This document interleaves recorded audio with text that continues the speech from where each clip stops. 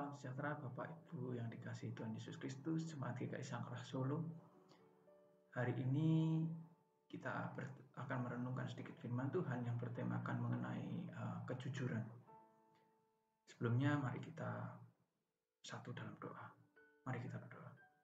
Terima kasih Bapa untuk berkat pernyataan Tuhan atas hidup kami hingga hari ini.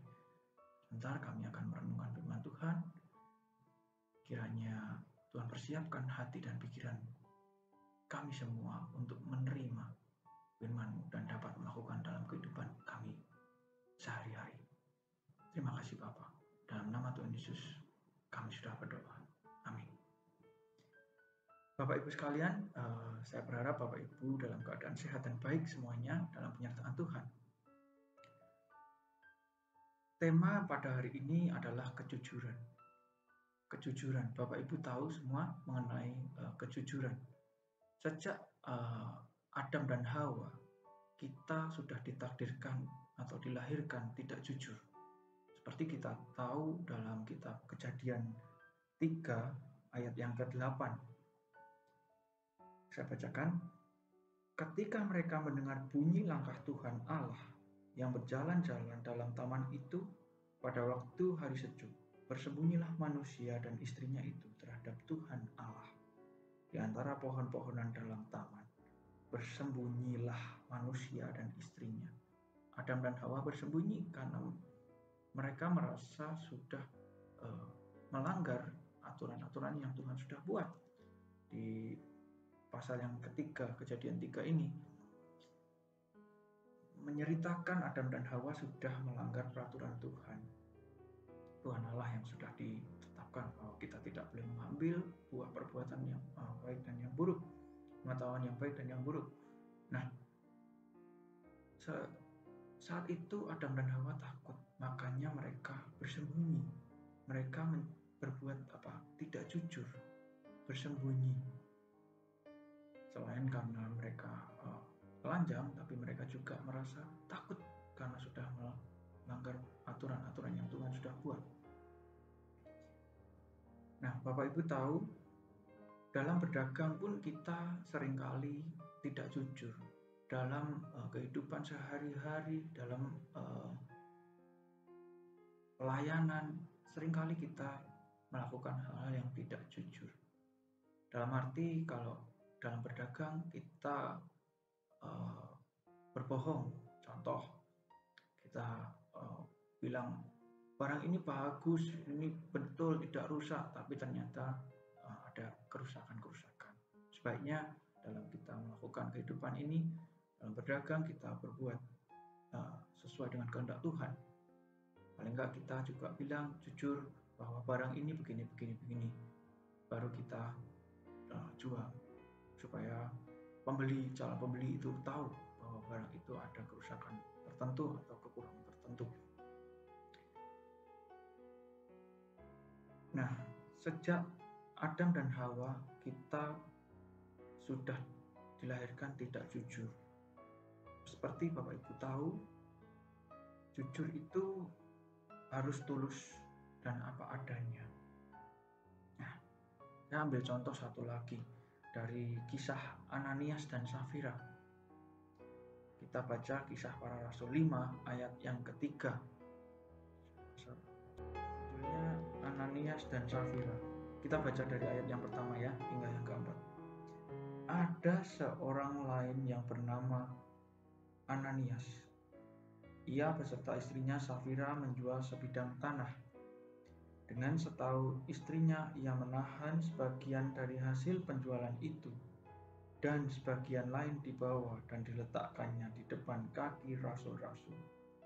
Tetapi Petrus berkata, Ananias, mengapa hatimu dikuasai iblis, sehingga engkau mendustai Roh Kudus dan menahan sebagian dari hasil penjualan tanah itu?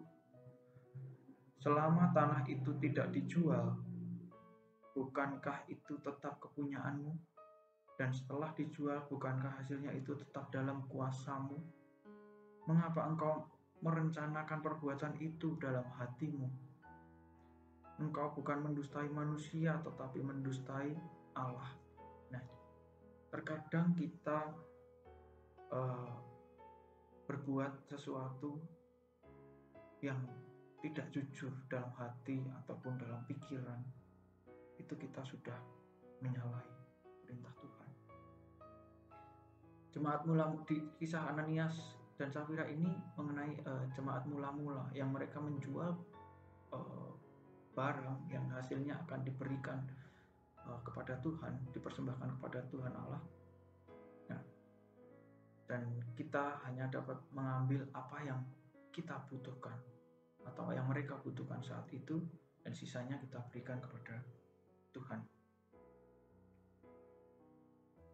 Jadi Ananias dan Safira ini berbohong mengenai hasil penjualan tanahnya yang harusnya dia ambil secukupnya, tapi dia berbohong. Dia bilang harusnya laku 10, dia menyampaikannya 6 supaya mereka dapat lebih banyak. Padahal seharusnya apa yang mereka butuhkan yang mereka ambil, dan sisanya kita berikan kepada Tuhan atau umat. Makanya mereka langsung di ayat selanjutnya disampaikan bahwa Ananias dan Safira mati atau diambil nyawanya seketika itu. Nah, apabila hukum itu masih berlaku, bagaimana Bapak Ibu bayangkan? Tidak jujur berarti mati. Pasti kita juga sudah tidak ada di sini saat ini. Kita sudah melakukan hal-hal yang tidak jujur, dan kita pasti akan mati. Seperti ditegaskan dari Matius 5 ayat yang ke-37. Matius 5 ayat yang 37 itu jelas sekali. Jika ya, hendaklah kamu katakan ya. Jika tidak, hendaklah kamu katakan tidak. Apa yang lebih daripada itu berasal dari si jahat. Nah, ini kan firman Tuhan juga sudah menjelaskan. Kalau tidak jujur berasal dari mana? Si jahat. Seperti di Kejadian tadi, ayat mengenai Adam dan Hawa, apa? Iblis juga melalui ular mempengaruhi manusia untuk berbuat tidak jujur kepada Allah. Nah, dari Kisah Para Rasul 5 ayat 1 sampai 4 tadi, kembali kita mengenai Ananias dan Safira. Kejujuran, honesty. Kejujuran itu seharusnya dilakukan dengan apa adanya. Apa adanya, apa yang kita pikirkan, apa yang ingin kita sampaikan dengan apa adanya. Jadi secara positif, tidak negatif. Seperlunya, dalam arti secukupnya. Kita lakukan secukupnya, tidak berlebih. Atau kadang kita asal ngomong, nah itu kan berlebih. Atau kita, kalau di saat kita harus diperintahkan Tuhan untuk berdiam, ya kita diam. Tapi kalau kita sudah merenungkan dan berdoa, dan Tuhan bilang sampaikan sesuatu kepada sesama atau sampaikan kepada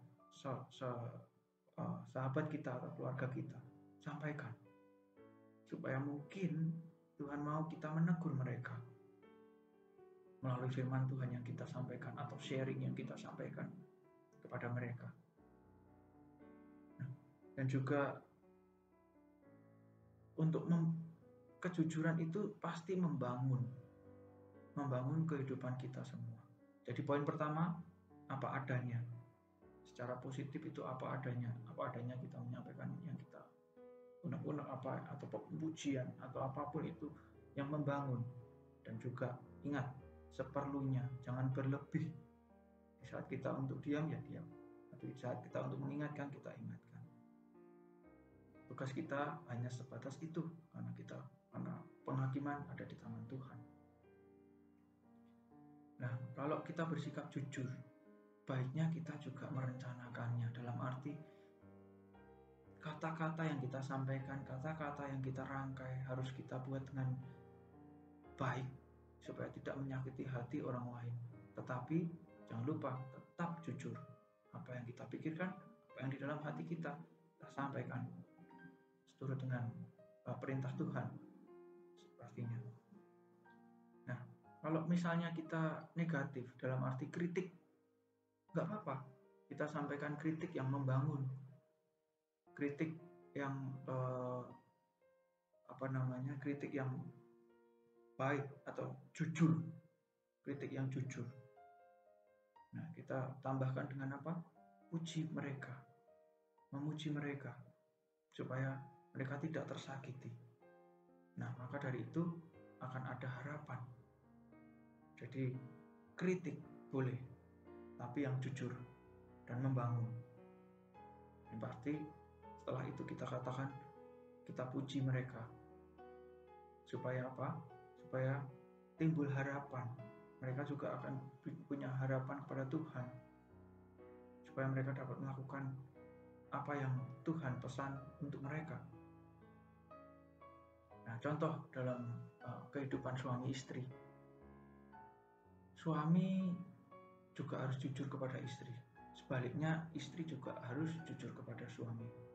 Karena kunci nomor 1 dalam pernikahan itu adalah kejujuran. Di saat kita jujur apa adanya kepada istri kita atau suami kita, hubungan ini akan baik, tidak ada percekcokan atau apapun. Kalau kita terbuka dan jujur dalam keluarga, walaupun juga ke anak ataupun anak ke orang tua. Mari kita juga ajarkan kejujuran ini dalam keluarga kita, supaya setiap kita, anggota keluarga dan juga sesama ataupun sahabat atau pelayanan dalam gereja, kita pun jujur, supaya semuanya juga akan harmonis dan dalam penyertaan Tuhan. Karena perintah Tuhan jelas, kita harus katakan ya jika iya dan tidak jika tidak, seperti ayat yang tadi sudah kita bahas. Karena kita anak-anak Tuhan, jadi kita harus seturut dengan perintah Tuhan, yaitu kita harus, salah satunya adalah kita harus berbuat jujur. Alasan sudah tahu berbohong. Nah, kalau kenapa kita berbohong, kuncinya apa? Salah satu sebab kita berbohong adalah apa? Alasan. Sudah tahu berbohong, masih mau berbohong lagi. Nah, kita diingatkan dari 1 Petrus 2 ayat 22. Mari kita baca 1 Petrus 2 ayat 22. Ia tidak berbuat dosa dan tipu tidak ada dalam mulutnya. Ini Petrus menyampaikan mengenai Tuhan Yesus. Ia tidak berbuat dosa dan tipu tidak ada dalam mulutnya. Kalau kita tidak berbuat dosa kan susah, tapi untuk kita tidak menipu, tipu. Nah, itu kunci tidak menipu. Berarti apa? Kita berbuat dan apa yang kita sampaikan dari mulut kita adalah kejujuran. Jadi kita anak-anak Allah, ya patokan kita juga Tuhan kita, yang kita dapat pelajari kehidupan Tuhan Yesus dari Alkitab, dari firman Tuhan yang sudah kita baca.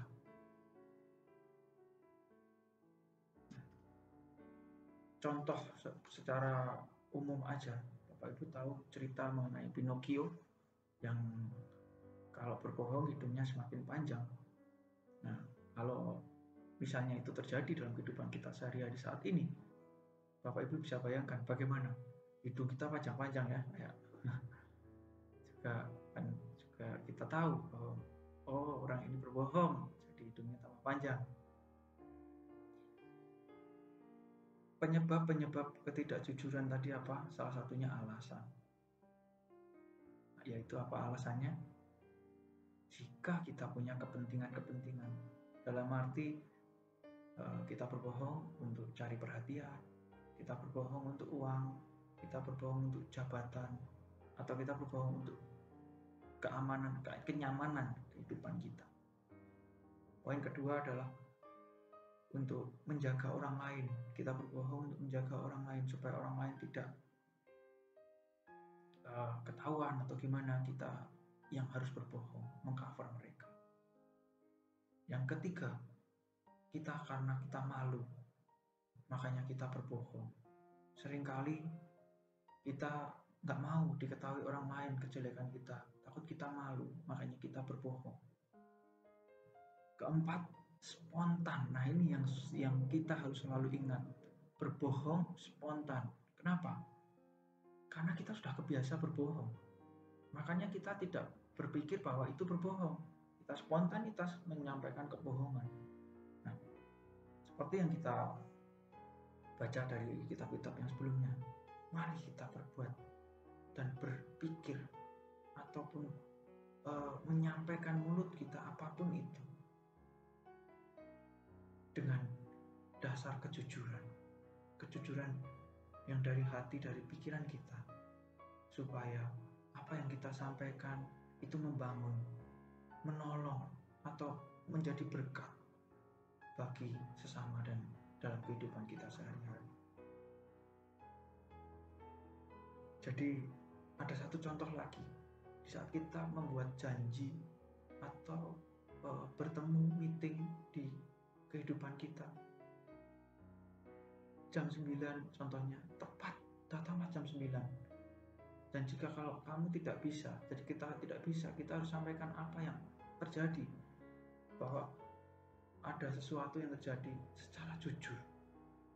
Orang lain pasti akan mengerti kalau kita menyampaikan itu secara jujur dari hati dan pikiran kita.